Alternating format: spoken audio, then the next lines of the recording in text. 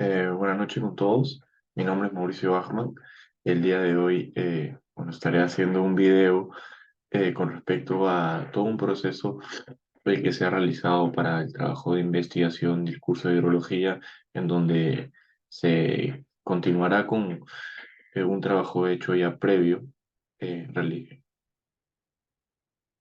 cual está relacionado con la delimitación de una cuenca. Para este caso vamos a determinar los parámetros de precipitación, evaporación y evotranspiración mediante diferentes métodos, y voy a proceder a explicar cómo es que hemos realizado los diversos cálculos y cuáles han sido los criterios que se han tomado para poder desarrollar y bueno, determinar estos parámetros, ¿no?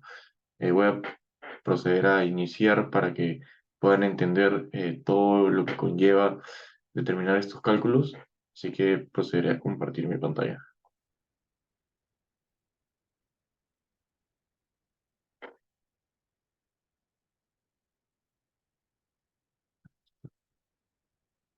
Bueno, ahí me parece que ya lo pueden ver. Ahí está. Perfecto. Ya. Para empezar, bueno, lo que se debe hacer en un inicio para poder empezar con la determinación de todos esos parámetros, se debe determinar una cuenca en la cual se quiere estudiar, ¿no? En nuestro caso, como se mencionó en el trabajo previo, que podrán también encontrar en el canal de YouTube, para este caso, a nosotros se nos ha asignado una carta nacional, en el cual podemos encontrar en la página de GeoGPS Perú, donde cada cuadrante o cada cuadrado es una carta nacional. Para nuestro caso, hemos utilizado la carta 28T, es decir, eh, el código que dice acá, 28T, ese es el 28U, el 29U, pues el 28T debería ser este, que como pueden ver acá, este es el cuadrante donde se encuentra nuestra carta nacional, es decir, vamos a delimitar una cuenca de esa carta nacional, y bueno, tiene como nombre el nombre de Ocognate, ¿no? Así que esta es la carta nacional que se ha seleccionado, y luego vamos a proceder a, bueno, desarrollar todos estos cálculos que mencionaba con una cuenca de esta carta. Cabe mencionar que para este trabajo de investigación, al determinar los parámetros de precipitación, evaporación y evotranspiración, se debe realizar o se debe trabajar mediante el uso de estaciones hidrométricas, por lo que es necesario utilizar los datos del CENAMI, el cual nos proporciona diferentes estaciones y el registro el registro de los datos de cada una de ellas. Entonces, primero, esto nos sirve para poder identificar dónde es que se va a encontrar nuestra cuenca, para poder determinar las estaciones que se encuentran cerca de esta. Entonces, al nosotros saber que ya nuestra cuenca va a estar en este cuadrante, en el 28T, que está por el distrito de Cusco, por el departamento de Cusco, ya tenemos una referencia de dónde es que tenemos que ir en el mapa de Cenami para ubicar nuestras estaciones. Acá yo ya tengo abierto la página del Cenami, en donde nos proporciona, es un mapa donde nos proporciona un montón de estaciones hidrometeorológicas de todo el país, ¿no? Entonces, como sabemos que eh, la cuenca en estudio, en este caso, estará por Cusco, nos ubicamos por Cusco, y bueno, yo ya lo he ubicado previamente, entonces se ha determinado que la cuenca en estudio estará aproximadamente por esta zona, por lo que tenemos acá algunas estaciones que se pueden observar, en las cuales registran datos y diferentes registros, ya sea de temperatura, de la velocidad del viento, la precipitación, la fecha y la hora, ¿no? Nosotros al trabajar, como mencioné, con precipitación, evaporación y evapotranspiración, primero vamos a utilizar los datos de precipitación, por los cuales vamos a trabajar con la precipitación anual, ¿no? Entonces, al darle clic a una estación, se puede ver que nos muestra un gráfico. En primera instancia, se puede ver la línea roja, son las temperaturas que se han registrado, a lo largo de el presente año, el 2023. Y bueno, las barras celestes son la precipitación horaria, ¿no? En nuestro caso, como vamos a trabajar con una precipitación anual, requerimos de un año completo, es decir, que no podemos usar el 2023. Es por eso que yo he trabajado con el 2022. Bueno, cabe mencionar que acá el Cenami te bota todos los datos de la estación, tal como su nombre, el departamento, la provincia, distrito, la latitud, la longitud, o sea, las coordenadas, la altitud de esta estación, donde está ubicada, y bueno, demás datos, ¿no? Como el código y todo eso, ¿no? Entonces, para poder nosotros extraer los datos que nos brinda el Cenami mediante estas estaciones, eh, nos vamos acá al botón de tabla y como mencioné, nosotros o yo he trabajado con el año 2022. Entonces, acá se puede ver que nos indica la fecha al cual queremos extraer los datos, ¿no? Entonces, como nosotros vamos a trabajar con una precipitación anual, requerimos recopilar los datos de todos los meses del 2022, es decir, desde enero hasta diciembre. Entonces, acá yo selecciono el 2022-1, que vendría a ser el mes 1 del 2022, y como mencioné, el Cenami nos proporciona los datos, en este caso nos da la precipitación en milímetros por hora, y bueno, además nos da temperatura, humedad, dirección del viento, velocidad del viento y principalmente eso, ¿no? Y bueno, así nos los brinda para todos los meses del 2022. Bueno, cabe mencionar que todas las estaciones que yo he recopilado, que son 5, eh, están trabajando con los datos del año 2022, ¿no? Entonces, este proceso se debe hacer para todas las estaciones en las cuales se vayan a usar, que se encuentren cercanas a la cuenca que está uno estudiando. Entonces se recopilan los datos de cada mes para luego poder determinar así la precipitación anual de cada estación, ¿no? Así, bueno, eso es para enero y luego, bueno, 2022, el 12 será el mes de diciembre, que nos brinda también diferentes datos, ¿no? Pero con el mismo criterio. Eso se puede extraer a un archivo de Excel, como ya lo he hecho acá. Bueno, ese es el proceso para esta estación que estoy mostrando. Se ha hecho el mismo proceso para las 5 estaciones, ¿no? Entonces se descarga y bueno, acá como pueden ver yo tengo las pestañas de todos los meses, así igual para todos los meses, ¿no? Y bueno, lo que se debe hacer para primero encontrar la precipitación media anual es encontrar la sumatoria del mes. Entonces, sumando todos los datos, como lo he hecho acá, nos brinda la precipitación mensual, que vendría a ser para el mes de enero, por ejemplo, 184,5 milímetros por mes, ¿no? Así se hizo el proceso para todas las estaciones y bueno, finalmente acá en una hoja de resumen, que solo tiene una casilla, se ha sumado se han sumado todas las precipitaciones mensuales para obtener la precipitación anual, ¿no? Puedes ver acá en la fórmula dice enero, febrero, marzo y así sucesivamente, el cual para esta estación nos brinda un registro de 586,8 milímetros al año, que es la precipitación registrada en esta estación, ¿no? Que es la estación de Sibinacocha, ¿no? Que una de las estaciones que se ha utilizado para este trabajo, ¿no? Bueno, una vez establecido esto, y ya con todas las estaciones registradas, se procede a registrar las coordenadas de cada una para luego poder ubicarlas en un archivo DWG, donde ya se ha delimitado la cuenca previamente, y ubicar las estaciones para luego proceder a realizar los diferentes métodos y calcular principalmente o primordialmente eh, el concepto de la precipitación de la cuenca, ¿no? Bueno, acá yo he registrado, es más fácil, bueno, mencionar previamente que la estación brinda eh, las coordenadas geográficas y nosotros tenemos que pasarlo a formato UTM, ¿no? Entonces acá yo he registrado las 5 estaciones en donde acá están las coordenadas, el eje X y el eje Y, UTM, y este vendría a ser bueno, perdón, los datos de la última columna vendrían a ser las precipitaciones anuales de cada estación, con el mismo criterio que acabo de mencionar, haciendo la sumatoria mensual de cada una, ¿no?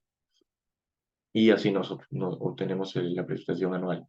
Una vez ya registrado esto, ahorita me voy a explicar por qué es ideal registrarlo en un blog de notas, porque nos facilita a la hora de trabajar el formato DWG. Entonces, acá, este es el formato DWG que yo tengo, donde ya tengo la delimitación de mi cuenca. Bueno, acá están apagadas la capa de, apagada la capa de las curvas de nivel de los ríos y lagos, que si yo las prendo es donde se puede ver, esa es la carta nacional que mencionaba, que vendría a ser la del cuadrante 28T, ¿no?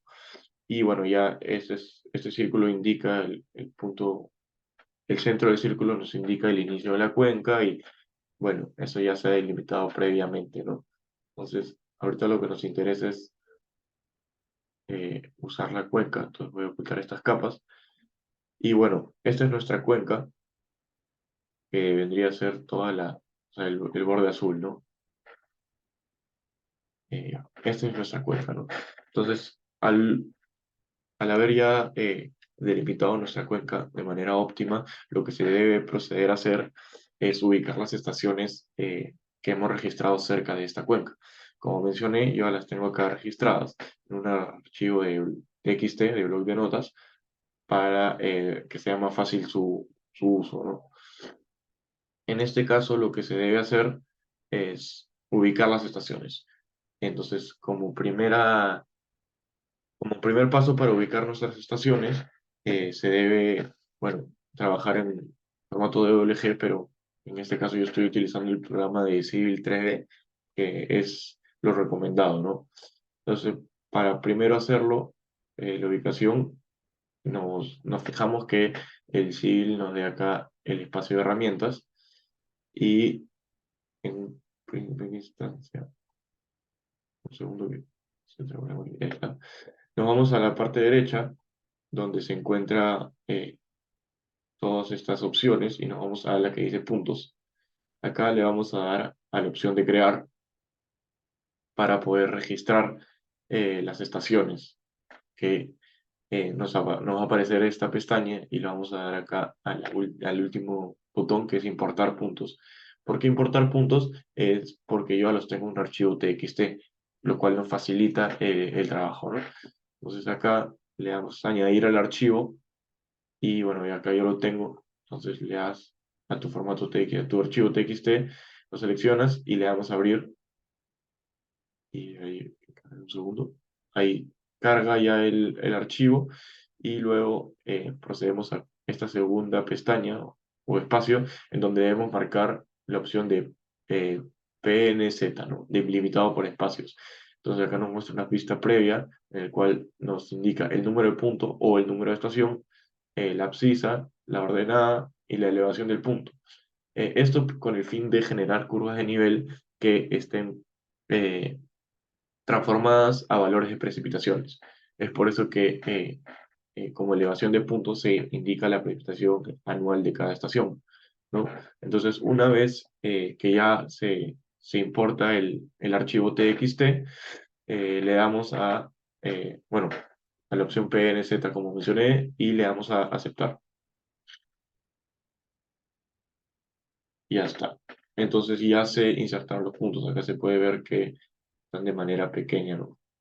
Ese es el primer paso para empezar a ubicar las estaciones. Si bien nosotros ya ubicamos las estaciones mediante los puntos, nosotros lo que requerimos son generar estas curvas de nivel que nos brinden los valores de precipitación. Entonces, el siguiente paso para poder lograr eso es que ahora utilizamos la opción de superficies, le damos clic derecho y le damos a crear superficie. Al igual que creamos los puntos, ahora creamos una superficie, ¿no? Acá nos aparece esta pestaña en la que le ponemos el nombre que queramos. Acá yo le voy a poner superficie 1, ¿no? Acá, bueno, puedes seleccionar la capa que quieres en la que se muestre esta superficie. Y acá yo tengo una capa creada en el cual la voy a usar para que sea, déjame encontrarlo, para que sea más fácil.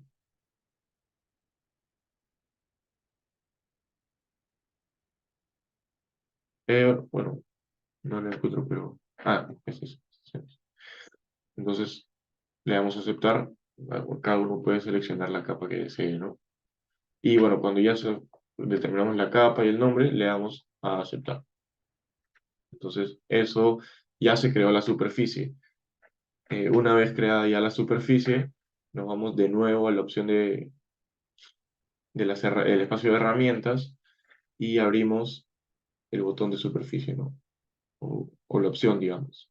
Nos bota, acá puede ver que ya nos muestra la superficie uno, que es la superficie que acabamos de crear.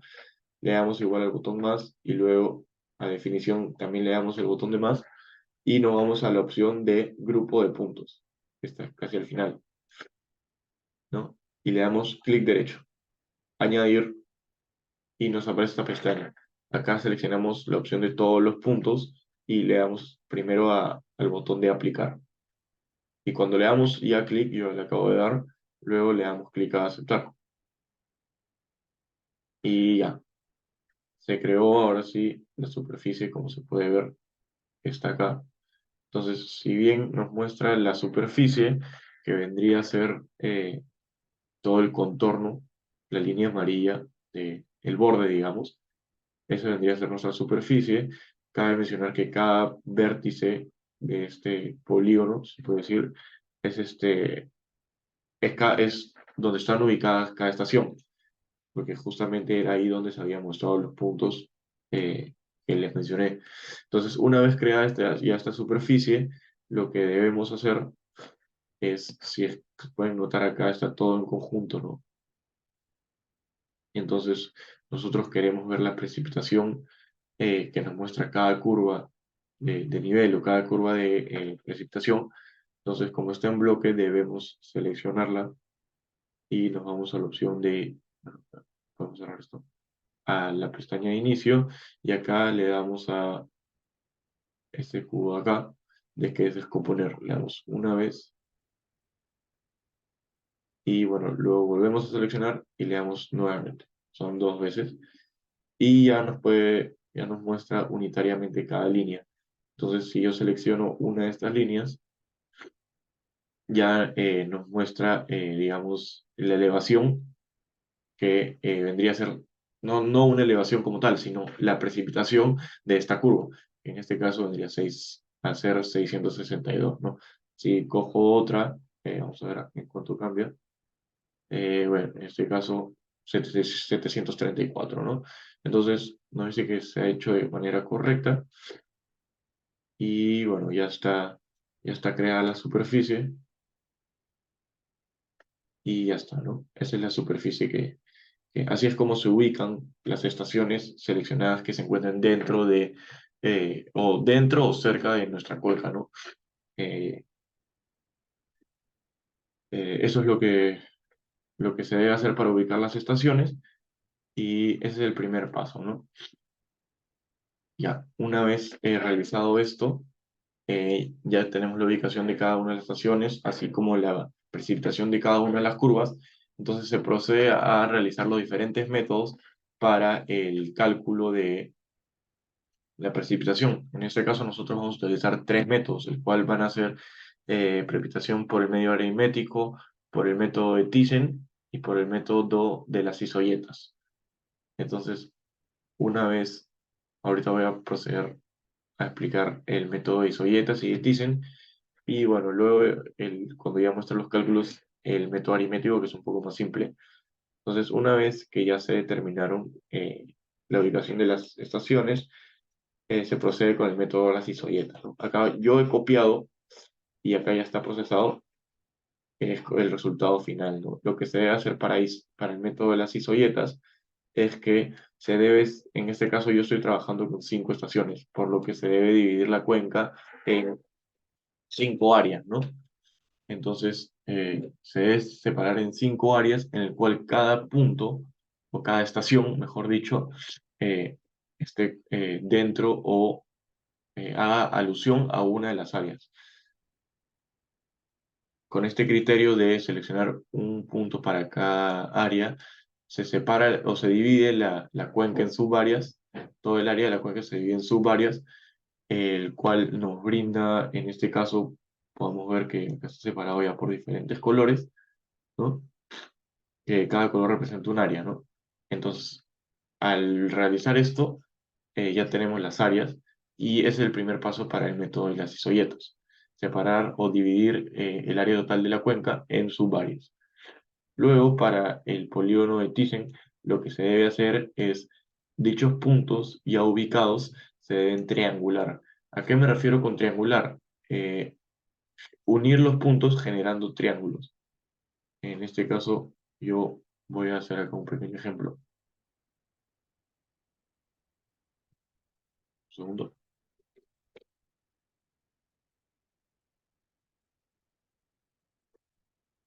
Se deben unir, como mencionaba, los puntos.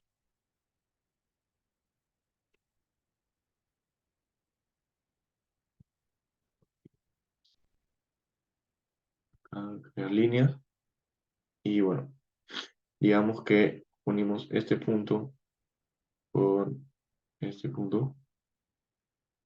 Y luego hacemos lo mismo, este punto, ¿no? Triangulando así las, todas las estaciones para luego, cuando ya se está, lo que se busca al haber triangulado todas las estaciones es trazar mediatrices.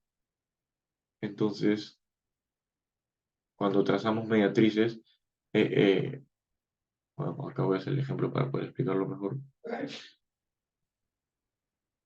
La mediatriz es desde el punto medio de uno de los lados del triángulo hacia el lado opuesto, ¿no? Entonces, aquí, eh, así, ¿no? Ahí está. Bueno, así se procede a hacer con todos los triángulos. En este caso tenemos uno, 2 y 3. Entonces se nos... Uy, acá. Creo que lo jalé mal.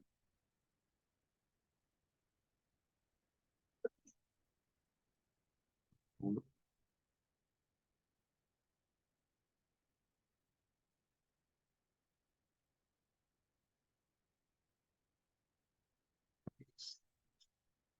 ahí está.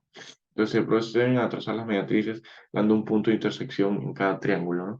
Eso es el punto donde nos va a servir de referencia para luego reducir las mediatrices, es decir, para poder ir dividiendo nuestra cuenca en subáreas, ¿no? Al realizar este proceso ya se ha hecho y nos ha quedado un resultado de esta manera, en el cual nuestra cuenca se ha dividido en 5 subáreas igual, ¿no? Es decir, cada color representa un área, ¿no? Entonces, ese es el criterio de Thyssen, que trabaja mediante áreas, al igual que isoyetas, pero un criterio para Thyssen es que trabaja con triangulación de cada uno de los puntos para luego trazar las mediatrices, e isoyetas que no trabaja bajo este criterio, sino busca dividir la cuenca en subáreas, eh, correspondiendo cada una a una estación, ¿no? Bueno, entonces, cuando ya se ha realizado eso, se procede a pasar acá al Excel, en donde ya se han registrado todos los datos de estos, ¿no? Bueno, acá para el método de las isoyetas trabaja así. Como mencioné, cada estación, acá está registrada, primero que nada, cada estación con su nombre, su altitud, sus coordenadas y la precipitación anual que se realiza como mencioné al inicio del video. Entonces, acá está registradas y vendría a ser estos datos, ¿no? Luego, acá, para el método de Isoyetas, se procede a calcular el área de cada una de las subáreas, ¿no? ¿Cuál es el área de esto? Y se proceden a registrar los datos en esta columna y luego con las curvas generadas, acá es decir, cada curva delimita un área, entonces esta curva, por ejemplo, como yo lo he copiado, la elevación no va a cambiar. Entonces si yo selecciono esta línea de ahí, podemos ver que tiene una elevación de 686, ¿no? O una precipitación de 686, mejor dicho. Y si me selecciono la otra, tendrá 674 y así sucesivamente, dependiendo cuáles son las curvas que uno seleccione para dividir su cuenca en sus áreas, ¿no? Entonces, acá ya se ha registrado esos datos, siendo como a cada área lo divide dos líneas, se va a presentar una precipitación de una curva mayor, una precipitación de una curva menor, ¿no? Entonces, se ha procedido a calcular esos datos y luego para el método Isoyeta se procede a calcular el promedio de estas dos para luego hacer este promedio multiplicado por el área correspondiente a esta estación y luego se hace la suma así para todas las estaciones, se procede a calcular la sumatoria de todas estas y luego mediante esta fórmula que se puede acá ver de verde, se procede con esa fórmula, es decir, 1 sobre el área total de la cuenca, que lo tengo registrado, por la sumatoria de estos productos, porque vendría a ser este valor acá, por lo cual nos da una precipitación anual mediante el método de Soyetas de 635.714 milímetros. Eso para las isoyetas, que en este caso vendría a ser un método bastante exacto, ¿no? Eh, luego, para el método de Thyssen también se calcularon los datos. Como mencioné, es un método también basado en el cálculo de subáreas de la cuenca. Entonces, al igual que para el método de Isoyetas, acá están las estaciones y las precipitaciones anuales correspondientes. Y como también también se subdividió la cuenca en 5 áreas, se registra el área de cada una de estas y acá son estos valores, ¿no? Luego se procede a hacer el producto de la precipitación por el área correspondiente para luego con la fórmula, bueno, la sumatoria de estos valores, para luego con la fórmula que vendría a ser 1 entre el área total por este valor de acá, que es la sumatoria, para darnos un valor así bueno, acá está la fórmula, igual para isobietas. Entonces, Thyssen, con el método de Thyssen nos da o se registra un valor de precipitación anual de 682.112. Cabe mencionar que el método de Thyssen, para este caso, resulta ser un poco inexacto porque si bien trabaja con la triangulación de todos los puntos, no resulta ser tan exacto debido a que por la ubicación de nuestras estaciones, como se puede ver, al ser cada vértice una estación, estas no se encuentran todos dentro de nuestra cuenca. Entonces, al haber ciertas estaciones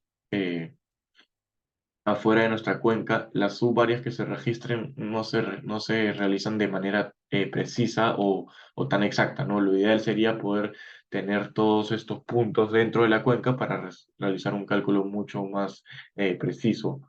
Entonces, en este caso, se puede concluir que el método de Thyssen no es realmente exacto, eh, pero igual se aproxima bastante, ¿no? Al método de Isoyetas, eh, representan un error de, digamos, 30 milímetros aproximadamente, considerando que se está midiendo anualmente, ¿no? Y luego el otro método faltante, o el método restante, es el método aritmético, que como mencioné es un poco más, bueno, o es más simple, en el cual solamente se registran las estaciones con su precipitación correspondiente, se realiza la sumatoria y luego mediante la fórmula que pueden ver acá también, que es 1 entre n, que vendría a ser la cantidad de estaciones, en este caso 5, 1 entre la cantidad de estaciones multiplicado por la sumatoria de todas las precipitaciones, nos arroja un valor de 655.2 milímetros anuales, ¿no? Cabe mencionar que el método aritmético, al ser tan simple, tampoco eh, demanda mucha elaboración, por lo que por ende tampoco es que sea un método muy exacto, ¿no? Entonces, pero sin embargo se puede ver la similitud entre todos los métodos, lo cual nos lleva a concluir que se ha hecho un buen trabajo eh, y se ha estimado de manera correcta cada una de las precipitaciones mediante los tres métodos, ¿no? En este caso, yo concluiría que el método más exacto vendría a ser para este caso el de Isoyeta, ¿no? Con una precipitación anual de 635.714 milímetros, ¿no? Al año. Luego, eso fue para el concepto de precipitación. Ese es el primer eh, parámetro que se ha determinado. Esto sí se hace, como he mencionado, todo el proceso con el Civil 3D, el registro de los datos del Cenami y bueno, así como se mencionó para una estación, se debe realizar para todas las estaciones que se aproximen a la ubicación de la cuenca, ¿no? Luego, se ha procedido a calcular también un dietograma y una curva masa. En este caso, lo estoy mostrando para una única estación, que es la que mostré, que es la estación de Sibinacocha.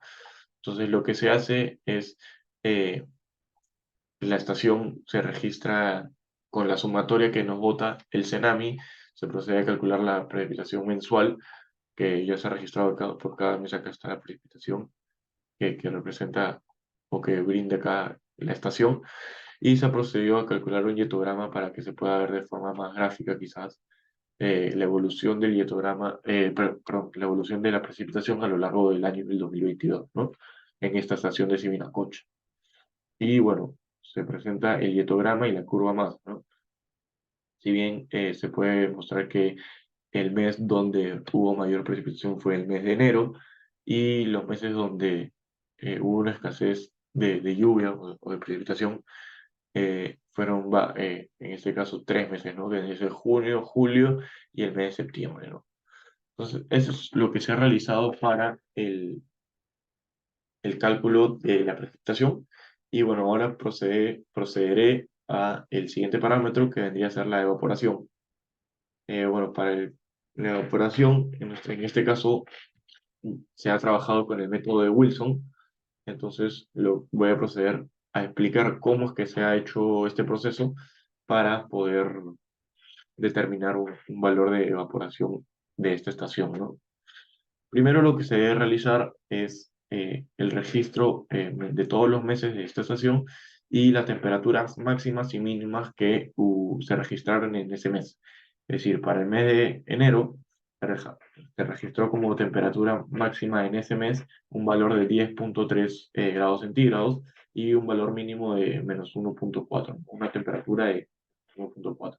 Y esto se hace para todos los meses. Cabe recalcar que todos estos datos lo brinda el Cenami, es decir, al igual que conseguimos o mostré los datos de precipitación, se registra para la temperatura. Eh, Acá están los temperatura, entonces se registra mensualmente cuáles fueron la mínima y la máxima temperatura. Luego también el Cenami nos brinda la velocidad del viento, que son datos que nos van a servir para poder calcular la evaporación. Luego la precipitación mensual, que es toda esta columna que, si podemos ver acá, es estos mismos valores, ¿no? Y bueno, por último la humedad relativa, ¿no? Que también nos los brinda el Cenami. Entonces, digamos que todos estos datos se pueden obtener de la página del Cenami, eh, ubicando la estación y descargando, digamos, todos estos datos. Cabe mencionar que esto se puede hacer para todas las estaciones. En nuestro caso, como lo estoy explicando el proceso que se ha realizado, esto es para una única estación, que al igual para la precipitación, o perdón, para el cálculo del dietograma y la curva masa, estamos utilizando la estación de Sibinacocha, ¿no? Fue la que mencioné al inicio. Luego, ya registrados estos datos, se procede a determinar cuál fue la precipitación máxima de todos los meses, o sea, qué mes tuvo la mayor precipitación. Y como mencioné, es para este caso el mes de enero, con un valor de 184,5, ¿no? Acá se registra esos datos. se procede a hacer lo mismo para el viento. O mejor dicho, ya al haber estimado que la precipitación máxima se encontró en el mes de enero, determinamos cuál fue la velocidad del viento en ese mes. En este caso, una velocidad de 2,26 metros sobre segundo, ¿no? Luego, el n vendría a ser la cantidad de horas, que ahorita voy a proceder luego a explicar cómo se ha calculado, que vendría a ser 8,5, ¿no? Para el cálculo de este parámetro, lo hemos realizado con el software CropBot, que a continuación voy a proceder también a explicar cómo es que se ha desarrollado o se ha utilizado, ¿no? Entonces, digamos que el valor obtenido para el mes de enero fueron de 8,5 horas. Luego, la temperatura, cabe mencionar que para el cálculo de la evaporación se debe trabajar con la temperatura media mensual. Es decir, si acá tenemos registrado el máximo y el mínimo de cada mes, se debe realizar el promedio para poder calcular la evaporación. Por eso es que se le llama temperatura media mensual. Esto en el método de Wilson, cabe recalcar, ¿no? Entonces acá yo he calculado el promedio del mes de enero, dándonos un valor de 4,45 grados centígrados, ¿no? Asimismo, también se registra la humedad relativa del mes ya establecido, que es enero, entonces la humedad relativa será de 87%, ¿no? Luego procedemos a utilizar estas tablas que podemos ver acá a la derecha, ¿no? Para el cual vamos a obtener los parámetros D y RA. Para el concepto, perdón, para el parámetro D, lo que se debe hacer es primero calcular nuestra latitud. Acá yo lo tengo registrado, la latitud es 13,92. ¿Por qué 13,92 o qué latitud es esta? Esta es la latitud que se presenta en la estación estudiada. Como yo estoy estudiando en la estación de Sibinacocha, la latitud, como mostré, el CENAMI lo brinda acá, nos brinda la latitud. Eso se ha pasado ya a grados y nos ha dado un valor de 13,92, ¿no? En el hemisferio sur. Entonces, ya determinada la latitud, nos ubicamos en esta tabla y ubicamos acá que el 13,92 va a estar entre los valores de 10 y 20, ¿no? Luego, nos muestra acá esta misma tabla los meses para si es que estamos evaluando o estamos en el hemisferio norte o sur, mejor dicho. Como estamos en el hemisferio sur y el mes que utilizamos es el de enero, eh, nos vamos a la columna de enero y nos ubicamos entre estos valores, que vendrían a ser los valores de 10 y 20, que son los extremos para nuestra latitud, que es 13,92. Entonces, para poder determinar cuál fue el valor exacto para una latitud de 13,92, procedemos a hacer una interpolación, que acá yo ya la he revisado, dándonos un valor para D de 12,84, ¿no? Luego, para el otro concepto perdón, el otro parámetro que debemos calcular, que es el de el RA, se procede a hacer básicamente el mismo criterio. Nos ubicamos en el hemisferio sur, entre los parámetros de 10 y 20, que son los límites, ya que a nosotros nos interesa la latitud de 13,92, y nos ubicamos en la columna del mes de enero, y se registran esos datos, se calcula la interpolación para obtener un valor más exacto del parámetro RA, que acá yo ya lo he calculado y bueno, ya he hecho la interpolación, nos da un valor de 987,13, ¿no? Esos datos se registran para luego poder calcular este parámetro, que vendría a ser el parámetro de n sobre la cantidad de horas sobre el parámetro de que también nos lo brinda en unidad de horas, ¿no? Danos un valor, como se puede ver acá, es el n entre d, dándonos un valor de 0,662, ¿no?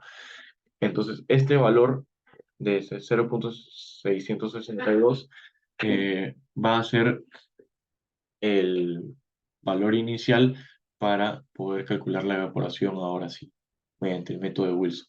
Cabe mencionar que para el método de Wilson trabaja principalmente con la tabla que estamos viendo acá, que voy a proceder a explicar cómo es que se usa.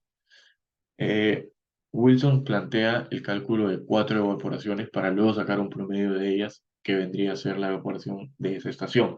Entonces, para la evaporación número 1, utilizamos esta primera columna, en el cual está basada en la temperatura y entre el parámetro ND. Aquí le voy a poner un poco de zoom. Entre la temperatura y el parámetro ND. Entonces, nos ubicamos en nuestra temperatura media mensual, que acá está determinada, es un valor de 4,45, y ese mismo valor lo unimos con el valor que nos ha dado el N sobre D. En nuestro caso, al ser 0,662, yo he unido mediante esta línea roja estos dos valores, ¿no? El 4,5 con el 0,662.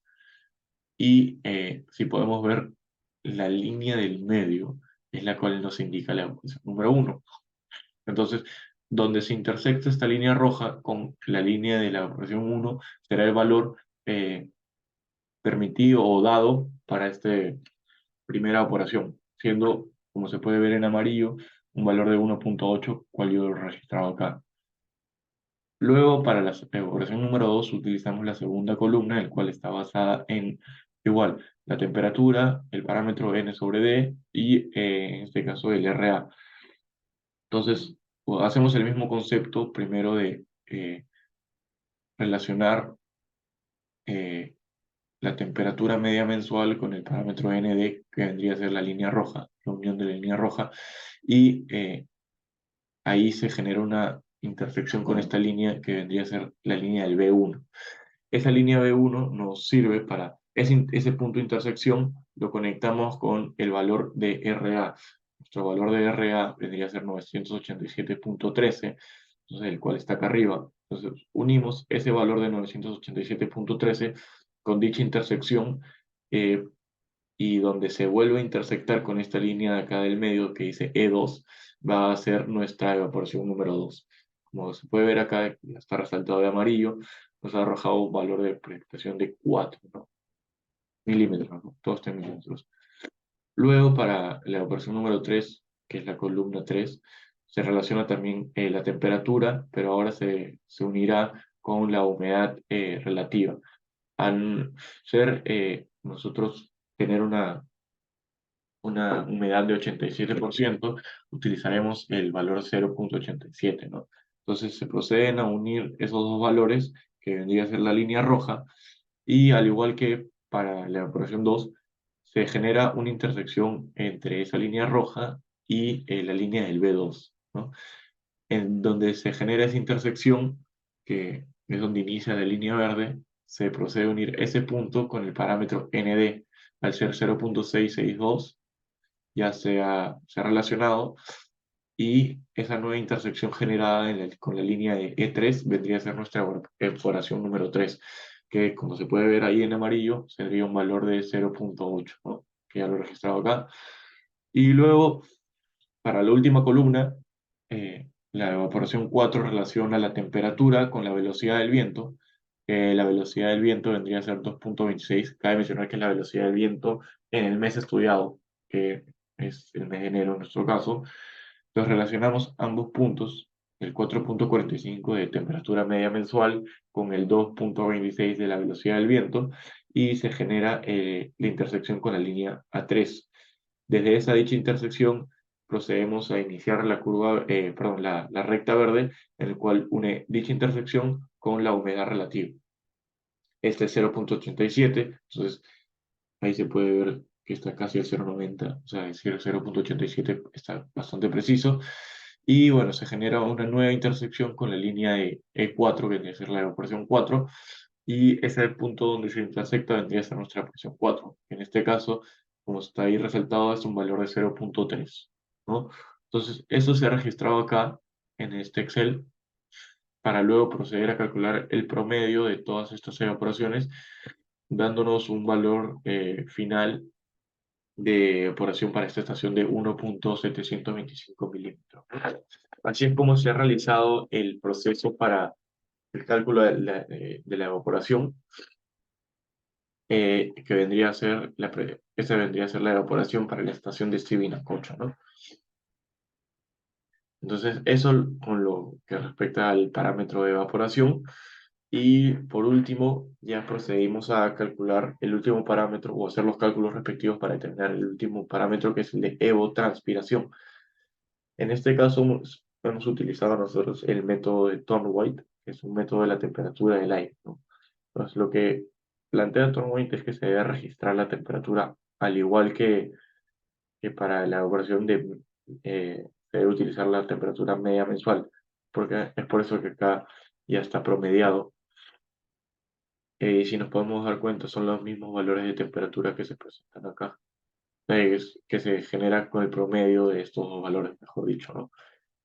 Entonces eso ya está realizado acá, promediado la temperatura media mensual, y mediante la fórmula que nos brinda Thorndike procedemos a calcular el parámetro de intensidad, que vendría a ser la temperatura entre 5 y todo eso elevado a la 1.514, dándonos un valor de intensidad para cada mes.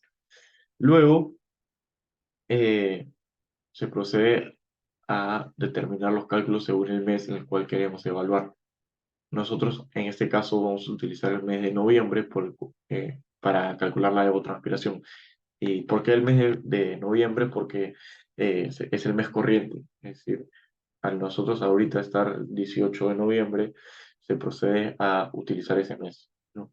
Bueno, si es que estuviera en otro mes, se podría utilizar otro mes, o si se pide calcular un mes en específico, no habría problema igual, ¿no? Este mes nos sirve para luego ir a esta tabla y obtener el valor del parámetro n. Entonces, lo que necesitamos en este caso es el mes en estudio y la latitud, que como ya mencioné era de 13.92. Acá estamos redondeando a 14. Luego acá se calcula la sumatoria de todas las intensidades. Luego el parámetro A, que se calcula mediante una fórmula que, si se puede ver acá en esta imagen, acá abajo se muestra cómo se calcula el parámetro A, ¿no? Entonces todo eso ya está formulado acá y nos da un valor del parámetro A de 0.59. La temperatura media mensual es de 4.45. eh, y eso, y luego, ahí está, me había perdido, perdón. Luego ya procedemos a calcular la primera evotranspiración, ¿no? Que, si se puede ver, cómo es que se calcula la evotranspiración. Vendría a ser, esto también está formulado, ¿no? Dice, una de las fórmulas que nos brinda, dicen, ¿no? Que nos dice que para calcular la evotranspiración se debe hacer mediante la respectiva fórmula, que es 1.6 multiplicado por 10 por la temperatura media mensual, eso dividido entre la sumatoria de las intensidades, y todo ese valor elevado al parámetro A, que vendría a ser 0.59, ¿no?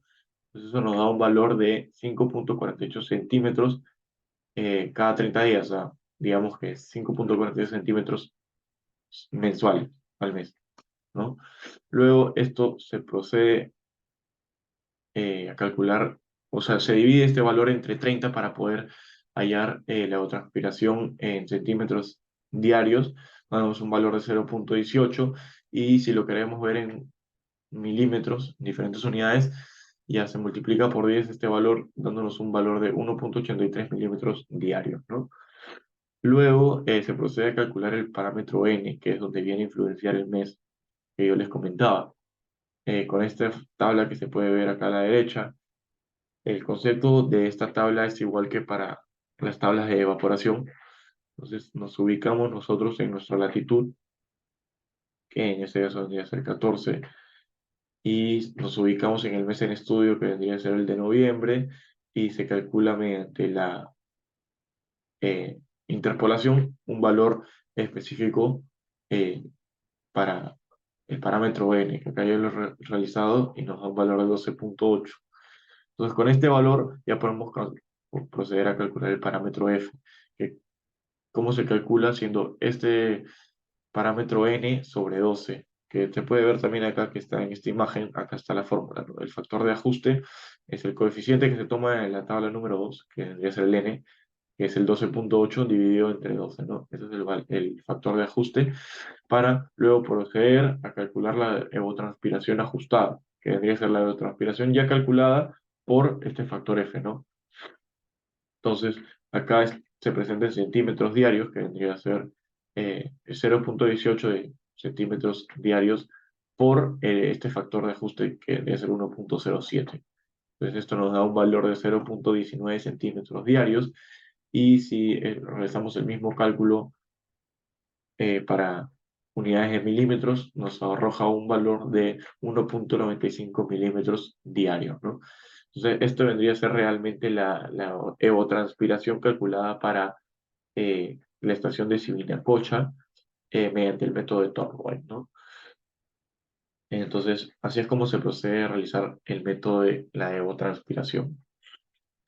Una vez determinado esto, también se ha realizado a calcular los valores de evotranspiración mediante el uso del software de Cropbot, es el cual voy a explicar a continuación para ya ir terminando con todo lo que es el cálculo de los diferentes parámetros, de precipitación, evaporación y evotranspiración. Para el Cropbot, bueno, ya están los pantallazos de ya los resultados, pero voy a mencionar también cómo se ha hecho el proceso. Pero para el software de Cropbot se debe realizar o se deben utilizar estos datos de acá, que es los meses, las temperaturas máximas y mínimas del mes, que expliqué previamente, la velocidad del viento que se registra en ese mes, la precipitación y la humedad relativa de dicho mes, así para todos los meses del año, ¿no? También se calcula acá la latitud de la estación, que es de Sibinacocha, latitud de 13.92 en el hemisferio sur, una longitud de 71.02 en el hemisferio oeste y una altitud de 4.880 metros, ¿no? Entonces, eso es lo que se debe tener, o los datos que se deben en un principio tener para poder utilizar el software de Chrome. Bueno, acá ya lo tengo abierto el software. Entonces, esto es lo que nos muestra el software en un principio. Y lo que se debe realizar como paso inicial es el establecimiento de las unidades.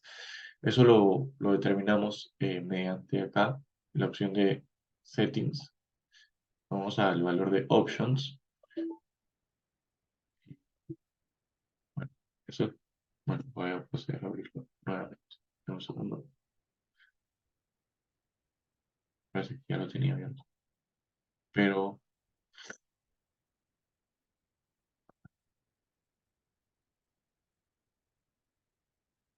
bueno, ahí está. Eso es lo que nos muestra el Chromebot en un inicio. Entonces, acá nos vamos a la opción de Settings, como mencioné, Options, y acá se determinan todas las unidades con las que uno quiere trabajar.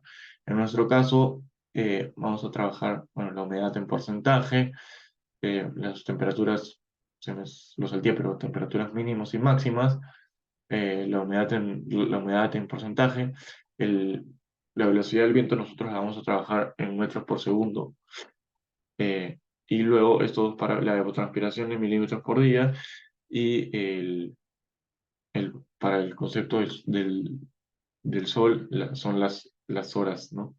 Que vendría a ser el n que se utilizó para el cálculo previo en la evaporación. Acá le damos OK y bueno, ya definimos las unidades, ¿no? Luego nos vamos acá al botón o a la opción de File y para crear un, un, digamos, una sesión nueva, le damos a nueva sesión, ¿no? New Session. En mi caso, como yo ya lo realicé, para no estar ingresando nuevamente los datos, voy a proceder a abrirlo, que eh, voy a proceder a abrir todos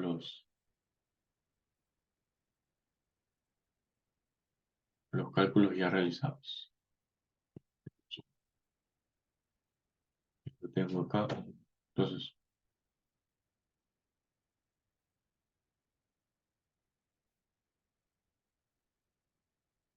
este es para el modelo de clima. Entonces acá se abre, ¿no? Entonces, Eso es lo que le mencionaba, que se registra el, bueno, acá se registra el país donde estamos estudiando nosotros, que es en Perú, la estación, el nombre, que es Vinacocha, su altitud, su latitud y su hemisferio. Igual para longitud, ¿no?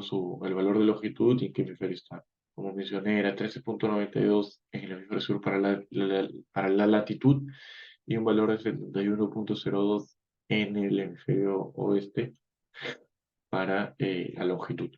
Luego, acá tenemos las columnas de temperatura mínima y temperatura máxima, que son los valores de acá, máxima y mínima, que ya se copian y se pegan acá, se registran. Luego la humedad en el porcentaje también la registramos acá por cada mes. Luego la velocidad del viento y bueno, todos los parámetros desde la derecha, es decir, desde el parámetro del suelo, perdón, de sol hacia radiación y la evapotranspiración, es un valor, son valores que automáticamente nos facilita el software de Chrome, ¿no? Entonces, así es como nos quedan los datos para nuestro modelo de clima. Entonces, esto, una vez ya registrado todos los datos, se va a guardar, yo lo tenía guardado, y se procede ahora con el modelo de lluvia. Para el modelo de lluvia, lo que se debe hacer es ingresar los valores de precipitación de la precipitación mensual.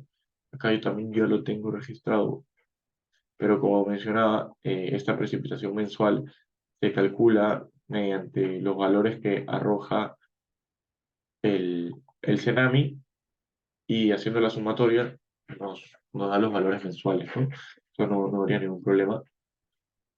Entonces, al nosotros ya ingresar únicamente los valores de precipitación, automáticamente el software nos da la columna de la derecha. Entonces, que con eso le das a guardar, le damos a guardar y fácilmente ya tenemos nuestro modelo de lluvia. Luego nosotros procedemos a el modelo del cultivo. Lo que se quiere acá es determinar las condiciones o las condiciones óptimas para cultivar un cultivo en específico. En nuestro caso estamos evaluando para el cultivo de una zanahoria.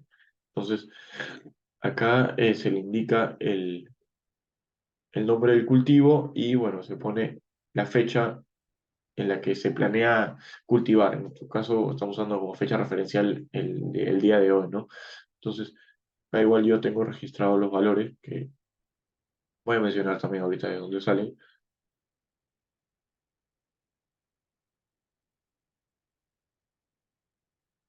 Un segundo,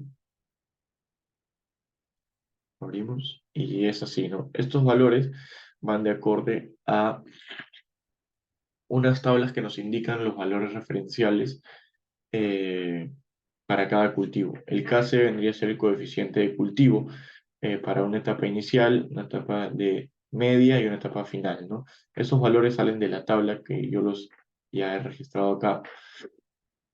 Eh, Esta tabla de acá, esta imagen, el cultivo de la zanahoria nos indica para el coeficiente de cultivo para una etapa inicial es de 0,7, como se puede ver acá. Bueno, segundo, puede ser zoom.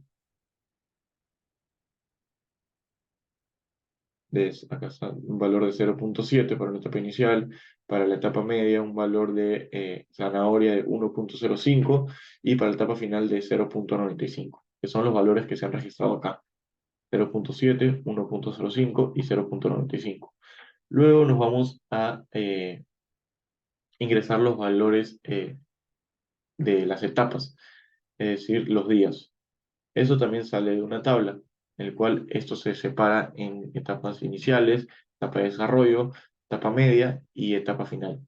Esos valores también salen de la tabla, el cual yo ya he hecho el recorte acá, que son estos valores de acá.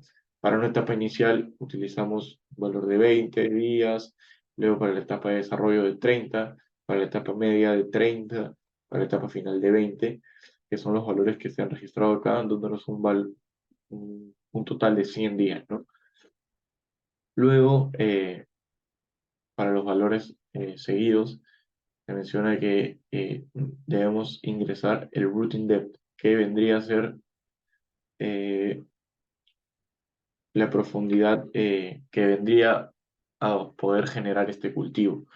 En nuestro caso, al ser zanahoria, eso también ya está registrado en unas tablas, se inicia con un valor de 0,1 y si llega a crecer eh, en profundidad hasta 0,30, ¿no? metros. Luego, los valores del critical de deflection, fracción, los hemos ingresado unos valores de 0,15, 0,40 y 0,75, que también nos los brinda la tabla, me parece. Sí, también nos lo brinda la tabla. Y para la categoría del Yield Response hemos también utilizado estos valores que se pueden calcular mediante tabla, sabiendo que el valor inicial o los valores deben estar comprendidos entre un valor de 1,2 y 1, que es el valor final, dándonos así para la etapa de desarrollo de 0, un valor de 0,9, la etapa de media de 0,8 y para la etapa final 0,95, ¿no?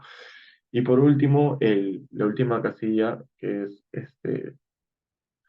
opcional, como dice ahí, pero la hemos ingresado porque nos dice cuánto puede llegar a crecer el cultivo, que en nuestro caso para la zanahoria es un valor de 0,30 metros, ¿no?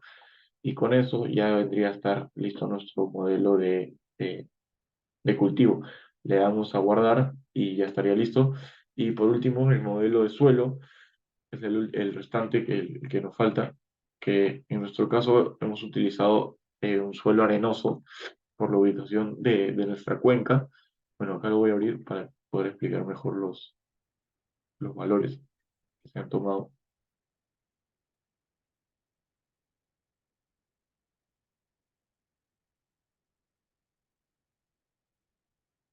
Acá está. Como se puede leer, como mencionaba, hemos considerado un suelo arenoso en el cual se calcula esta primera casilla, que cómo la calculamos mediante la siguiente tabla que está acá, que se puede ver que si bien nos indica el software CropWeb es una resta, es el FC menos el WP. ¿Y qué es el FC y el WP? El FC vendría a ser el capacidad de campo y el WP debe ser el punto de marchitez. Entonces, si nos vamos para un suelo arenoso, tiene una capacidad de campo de 9% y para eh, un punto de marchitez de 4%, ¿no? Entonces, haciendo la resta, nos da un valor de 50% y llevándolo a las unidades de milímetro y metro, como lo establece Swift CropWatt, nos da un valor de 50, ¿no? Luego, la máxima o el ratio máximo de infiltración también se puede calcular mediante tablas. Acá se ha registrado que para el cultivo de zanahorias es un valor de 274. eh, la máxima profundidad que puede llegar a tener esta zanahoria es de 30 centímetros, o como se mencionó antes, de 0,30 metros, los 30 centímetros. Y este valor de cero hace referencia al valor de, de infiltración que se produce en el suelo. Al ser un suelo arenoso, pues, se, perdón, al ser un suelo arenoso se infiltra bastante, pero no llega a pasarse el suelo arenoso permite que se infiltre bastante agua, pero esta agua no llega, no traspasa, digamos, al cultivo. Por eso es que se propone un valor de 0%. Es un buen aproximado, ¿no? Y bueno, la última casilla que nos indica el valor inicial del suelo, hemos obtenido también un valor de 50, ¿no? Al igual que para la primera casilla.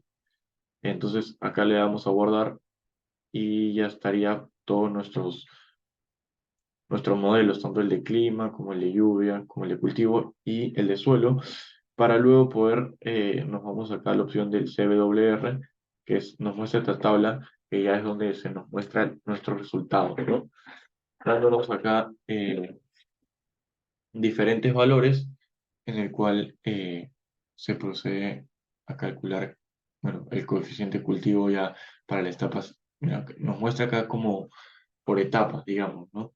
Entonces, la etapa inicial, digamos, son los segundos 10 días del mes de noviembre hasta los terceros 10 días, ¿no? Del mes de noviembre. Nos arroja un valor de coeficiente de cultivo, la transpiración, en milímetros por día, milímetros por cada 10 días, eh, y así los demás parámetros, ¿no? Entonces, esto podemos obtener como resultados, que son los valores que se han registrado acá en el pantallazo que está acá registrado en el Excel. Y bueno, acá están también los modelos, los valores ingresados por los modelos y los resultados que son acá esta tabla, está acá a la derecha arriba. Y acá también se han insertado las tablas utilizadas, ¿no? Para calcular la evapotranspiración por el método de Cropot, que vendría a ser acá el ETC, como se muestra en la tabla, ¿no?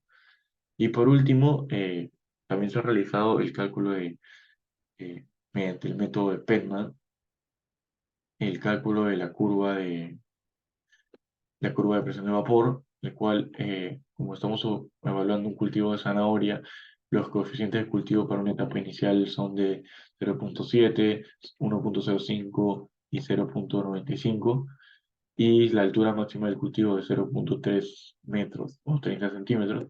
Esto sale de la tabla 1 y luego los valores de longitud para el mes de noviembre se mencionan acá en dicha tabla. Acá, como se puede ver, zanahoria, que es el cultivo, eh, para la fecha de la siembra que está entre octubre y enero, estamos en el mes de noviembre, utilizamos esos valores.